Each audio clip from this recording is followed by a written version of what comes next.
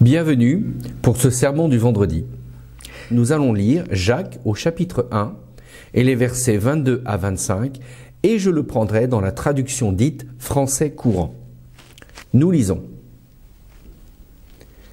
Ne vous faites pas des illusions sur vous-même en vous contentant d'écouter la parole de Dieu, mettez-la réellement en pratique. Car celui qui écoute la parole sans la mettre en pratique ressemble à un homme qui se regarde dans un miroir et se voit tel qu'il est. Après s'être regardé, il s'en va et oublie aussitôt comment il est. En revanche, il y a celui qui examine attentivement la loi parfaite que nous procure la liberté, et il s'y attache fidèlement. Il ne se contente pas de l'écouter pour l'oublier ensuite, mais il la met en pratique. Eh bien, celui-là sera béni dans tout ce qu'il fait. Fin de la lecture. Comme vous le pouvez le constater par vous-même, ce texte se veut, je le rappelle, concret, cohérent, crédible. Ce n'est pas sans rappeler ce que moi j'entends régulièrement lorsque je suis interpellé par des paroissiens. Ils me disent qu'après avoir placé plusieurs années à venir au culte, dimanche après dimanche, à entendre les sermons, dimanche après dimanche, ils se questionnent encore. À quoi cela peut bien leur servir, car ils ne trouvent pas que leur vie en tant que croyants est si extraordinaire que cela. Certains vont même jusqu'à quitter l'église, et j'en connais.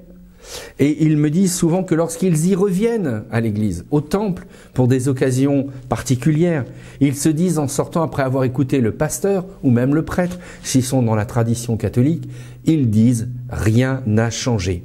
Je les cite, « toujours de beaux discours sans grand lien avec la réalité de l'existence ». Aussi surprenant que cela puisse paraître, en tant que pasteur, je les comprends.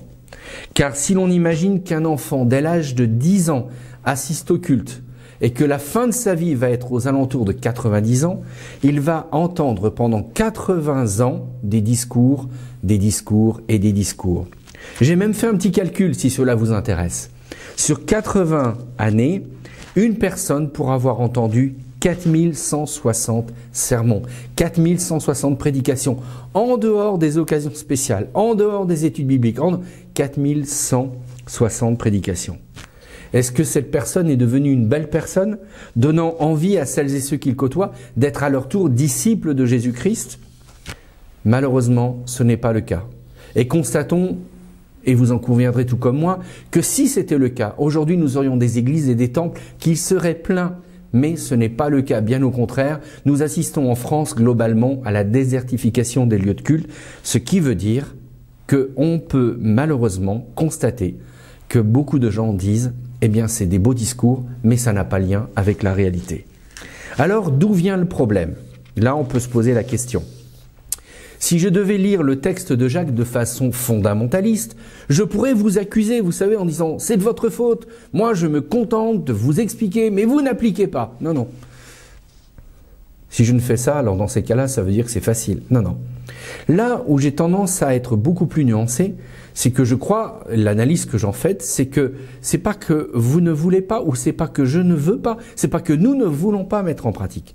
C'est que souvent, derrière les belles paroles, on ne nous donne pas, on ne nous enseigne pas la méthodologie pour appliquer.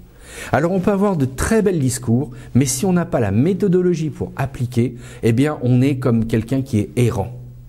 Et il ne faut pas oublier, comme dira la chanson de Dalida, parole, parole et parole.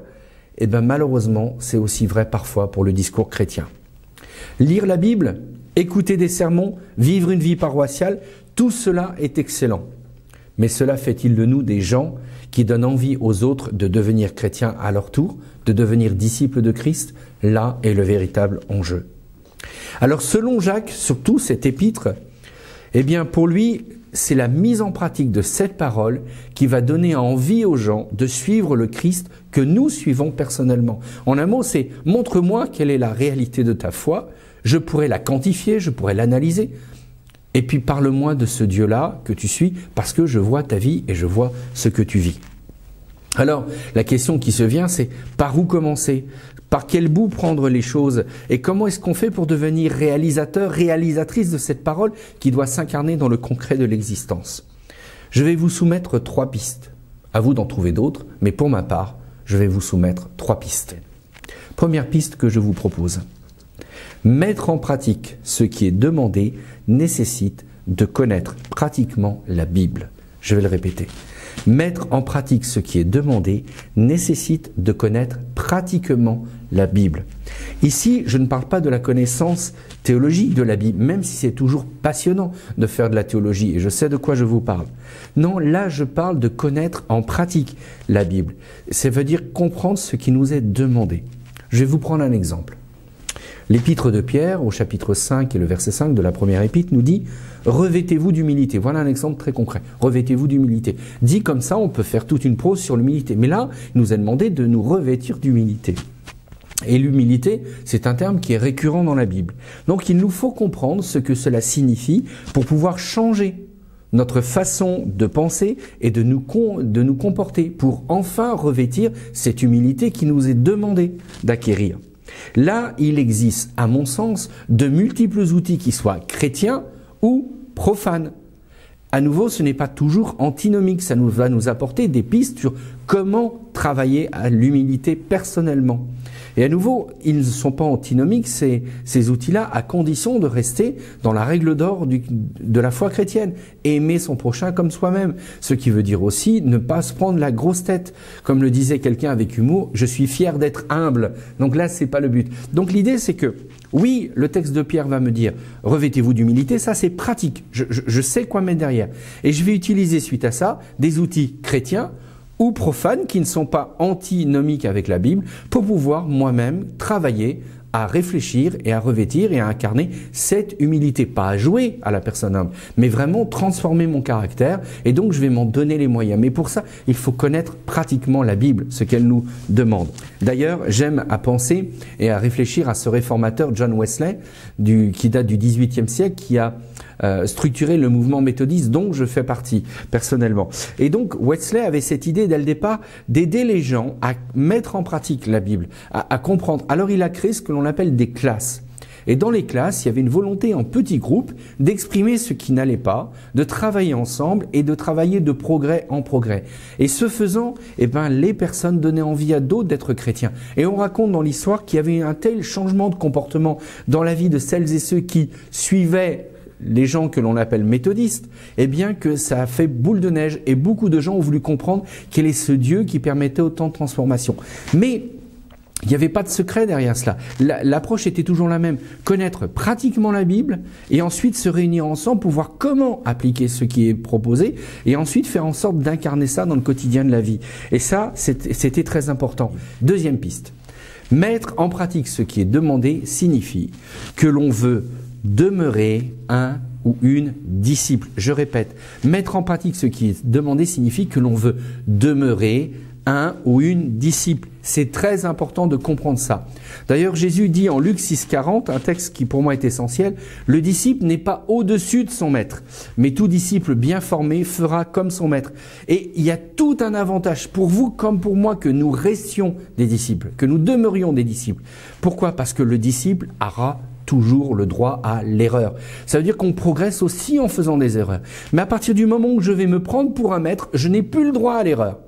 Et là, c'est pour ça qu'il faut que nous voyions ça comme une bénédiction de rester un disciple de Jésus. Nous avons le droit, mon frère, ma sœur, tu as le droit à l'erreur parce que tu veux progresser. Et on va progresser aussi en faisant des erreurs pour mettre en pratique cette parole. Donc si on veut être concret, cohérent, crédible et mettre en pratique cette parole, il faut que l'on soit des apprentis perpétuels. Ça veut dire des disciples qui marchent de progrès en progrès sans jamais se prendre pour des maîtres. Tu as le droit à l'erreur, j'ai le droit à l'erreur, et à partir de cela, on peut pratiquement aussi apprendre comment progresser. Troisième idée forte, mettre en pratique ce qui est demandé est possible à condition d'y trouver un intérêt et une finalité. Je vais vous dire clairement les choses. Personne n'aime étudier un sujet dans le vide. Il en est de même dans la mise en pratique de la parole. Oui, si le texte biblique nous commande de vivre ou de faire quelque chose et que pour nous ça n'a aucune finalité, personne, absolument personne ne dépensera la moindre énergie pour ce qu'on sait être inutile. Donc, il faut que l'on soit convaincu du bien fondé de la démarche. Et si j'étudie de façon pratique la demande de ne pas juger, il faut que je sois certain que cette façon de faire est la bonne et qu'ainsi je vais pouvoir préserver les choses et persévérer, car l'enjeu sera bien là. Je veux incarner cette parole que le disciple de Jésus-Christ vit au quotidien dans le concret, le cohérent et le crédible. Alors j'ai beaucoup parlé du concret, du cohérent et du crédible parce que l'épître de Jacques nous invite à être dedans. Et sachez qu'une grande partie de la Bible est très pratique. Seulement, il faut que vous et moi, nous nous questionnons sur comment appliquer. Et qu'on n'ait pas quelqu'un qui nous tape dessus en permanence en disant « tu n'appliques pas ». Non, non, c'est trop simple. Si vous êtes dans le flou, trouvez quelqu'un qui va vous enseigner une méthodologie. Ce ne sera peut-être pas la bonne, vous pourrez aller à un sens contraire, mais au moins, vous marcherez de progrès en progrès parce que vous n'êtes pas appelé, tout comme moi, si on est 80 ans en paroisse, à entendre 4160 sermons sans évoluer, sans bouger.